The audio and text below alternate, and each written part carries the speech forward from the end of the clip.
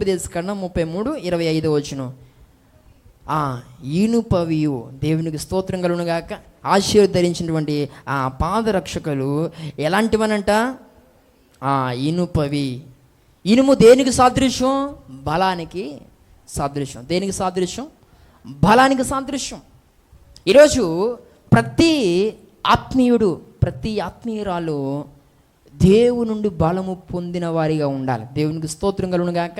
దేవునికి మందిరానికి వచ్చి శక్తివంతమైన దేవుని మాటలు విని నీవు బలహీనుడిగా, బలహీనురాలుగా నువ్వు తిరిగి వెళితే అది నీకు దీవెనకరం కానే కాదు. దేవునికి మందిరానికి వచ్చావు గనుక నువ్వు వెళ్ళేటప్పుడు ఏం పొందుకుని వెళ్ళాలి? చెప్పాలి. ఏం పొందుకుని వెళ్ళాలి? బలం పొందుకుని వెళ్ళాలి. ఆ గేట్ లాక్క ట్రైన్లో పడిపోయావు అనుకో, అది సరికాదు కదా. దేవుని స్తోత్రం కలుగును గాక. ఏమంటున్నానంటే ఈ రోజుల్లో చాలామంది బలం పొందుకోవడం దేవుని సన్నిధికి వచ్చి తిరిగి వెళ్ళేటప్పుడు మళ్ళీ బలహీనుడిగా వెళ్తారు. నువ్వు దేవుని యొక్క సన్నిధికి వచ్చే విధానం ఒకటైతే నువ్వు మరలా తిరిగి వెళ్తున్న విధానం మరొకటి అయి ఉండాలి. దేవునికి స్తోత్రం కలుగును గాక. ఈరోజు ఈ మాట్లాడుతున్న ప్రియ సహోదరి, సహోదరుడా, కాబట్టి మనందరం కూడా బలము పొందాలి. బలం పొందాలంటే ఏం చేయాలి? యెషయా 40:31 ఈ విధంగా మనం చేయాలి.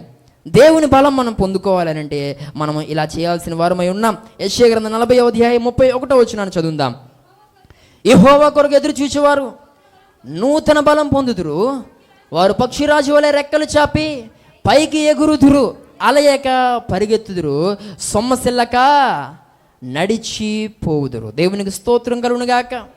ఈ మాట వింటున్న నా ప్రియ సహోదరి, సహోదరుడా, యెహోవా కొరకు ఎదురు చూచేవారు ఏం పొందుకుంటారంట? నూతన బలాన్ని.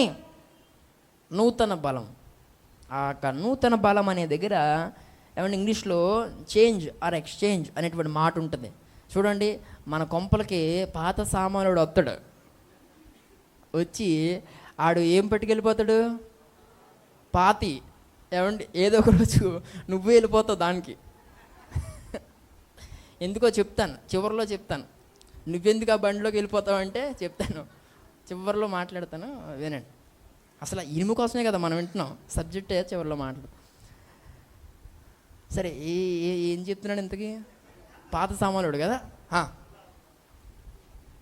ఆడొచ్చి మొత్తం పాతయన్నీ అట్టిపోయి మనకేమిస్తాడు? ఎక్స్చేంజ్ అనమాట. మనం పాతవిచ్చి మరలా మనం ఏం పొందుకుంటున్నాం? క్రొత్తది మనం పొందుకుంటాం. సేమ్ అదే అన్నమాట.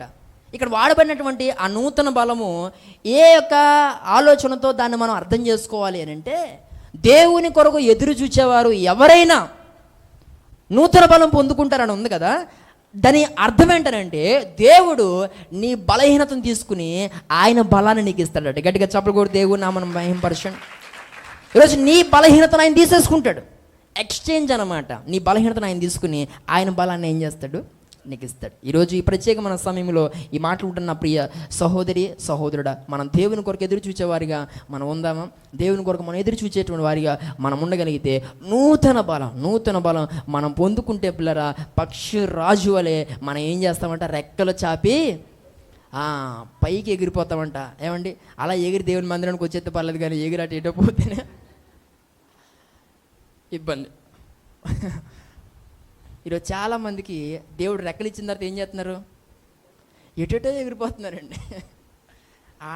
అలా ఎగిరి ఇటు వస్తే బాగుండు కదా. కానీ ఈరోజు దేవుడు ఆ ఎగిరే సామర్థ్యత, ఆ రెక్కలు చాపగలిగే సామర్థ్యత దేవుడు ఇచ్చిన తర్వాత ఈరోజు ఎందరూ ఎగిరి దేవుని సన్నిధికి రాగలుగుతున్నారు. ఈరోజు పిల్లరా, కొంతమంది ఎగురుకుంటూ పనుల్లోకి పోతున్నారు, కొంతమంది ఎగురుకుంటూ ఫంక్షన్లకి పోతున్నారు, కొంతమంది ఎగురుకుంటూ ఏమో. దేవునికి స్తోత్రం కలుగును గాక. నాకు టైం అవుతుంది, నేను ఇంకా ఏమండి ముందుకు వెళ్ళాలి కాబట్టి నేను ఇంకా మాట్లాడట్లే. కాబట్టి దేవుడు నీకు ఎగిరే సామర్థ్యత ఇచ్చాడు. ఒకప్పుడు నీ సామర్థ్యత ఇది కాదు, నీ పరిస్థితి ఇది కాదు. నడవలేని పరిస్థితి, గుర్తుందా? లేవలేని పరిస్థితి, తినడానికి తిండి లేని పరిస్థితి. కానీ దేవుడు ఇంత మెరుగైన స్థితిలోనికి నేను నడిపిస్తే ఈరోజు నువ్వు రెక్కలు చాపి ఏం చేస్తున్నావు? నచ్చే స్థలాలకి ఎగిరిపోతున్నావు. కట్ చేస్తాడు దేవుడు. జాగ్రత్త. దేవునికి స్తోత్రం కలుగును గాక. రెక్కలు కట్ అయిపోతే అప్పుడు ఏం చేస్తావు? ఎటో పడిపోయి ఉంటావు. మళ్ళీ మేము ప్రార్థన చేసి నేను ఇట్లా లాక్కురావాలా? దేవునికి స్తోత్రం కలుగును గాక. కాబట్టి రెక్కలు ఉన్నాయి కదా, ఎటు పడితే ఎగిరే సామర్థ్యత ఉంది కదా.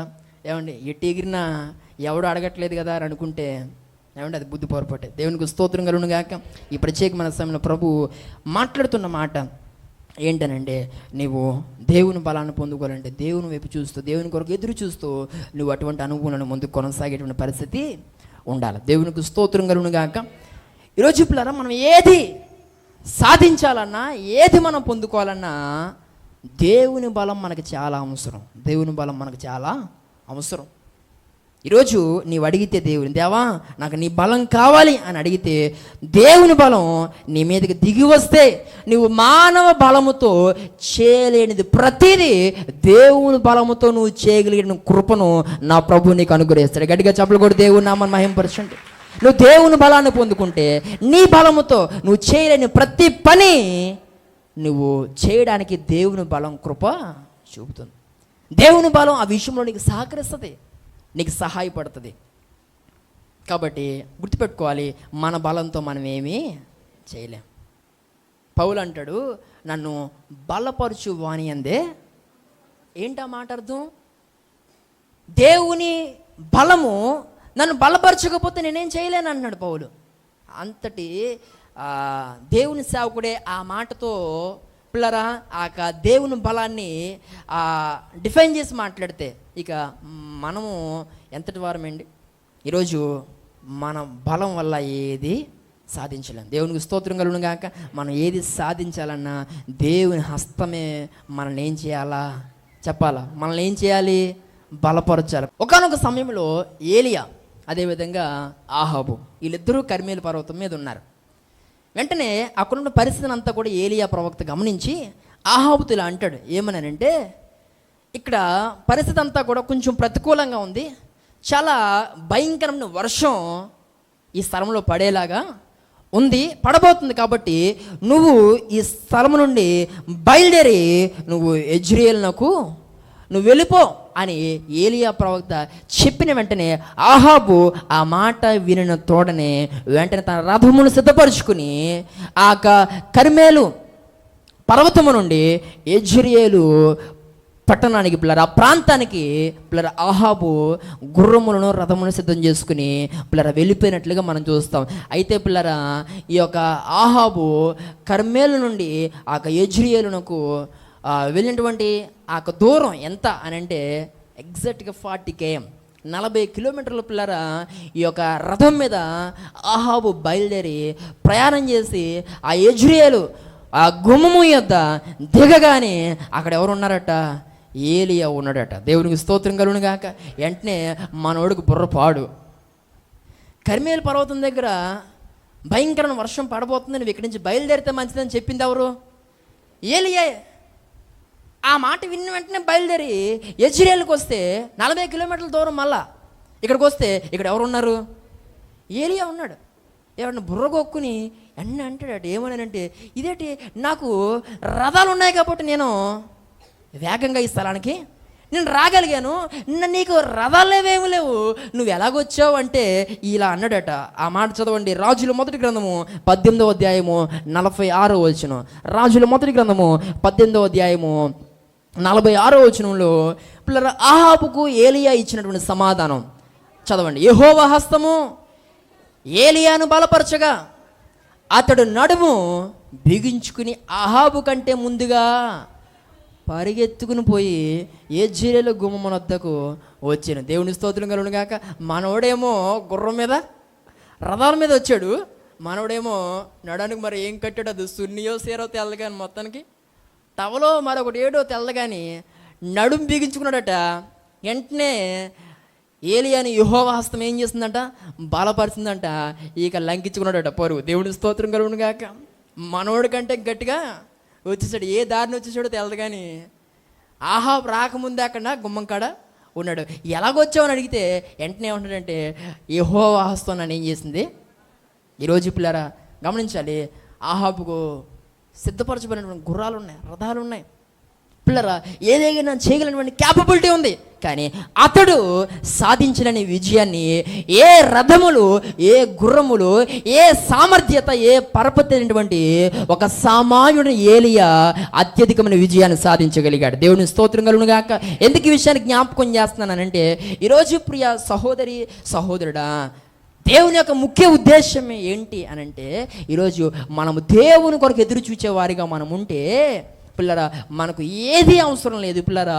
మనల్ని ఆయన హస్తము మనల్ని బలపరిచి అనేక విషయాల్లో మనల్ని విజయము నొందిన వారిగా దేవుడు మనల్ని నిలబెడతాడు. దేవునికి స్తోత్రం కలుగును గాక. ఈరోజు ఈ నా మాట్లాడుతున్న ప్రియ సహోదరి సహోదరుడా, నువ్వు దీవించబడడానికి, నువ్వు విజయము నొందడానికి నీకు లోక సంబంధంగా ఏవో క్వాలిటీస్ లేకపోతే క్వాలిఫికేషన్స్ నీకు ఉండాల్సిన అవసరం లేదు. యెహోవా హస్తం నిన్ను బలపరిస్తే చాలు. ఈరోజు నా మాట్లాడుతున్న ప్రియ సహోదరి సహోదరుడా, నీకు ఏది లేకపోయినా పర్లే. ఏలియాకి ఏమున్నాయని, ఏమండి, ఏలియాకు ఏమున్నాయి? యెహోవా హస్తం అతన్ని బలపరిచిందంతే. పరుగు ప్రారంభించాడు, 40 కిలోమీటర్లు పరిగెట్టాడంటమ్మా. చూడండి ఒకసారి. అంటే ఒక మనిషి 40 కిలోమీటర్లు రథం కంటే వేగంగా పరిగెట్టగలడా? అడ్డుదారిని వచ్చేసి ఉంటాడేమో అనుకోకండి, దెబ్బ పగిలిపోతుంది. చాలామందికి వాక్యం మీద నమ్మకం ఉండదు.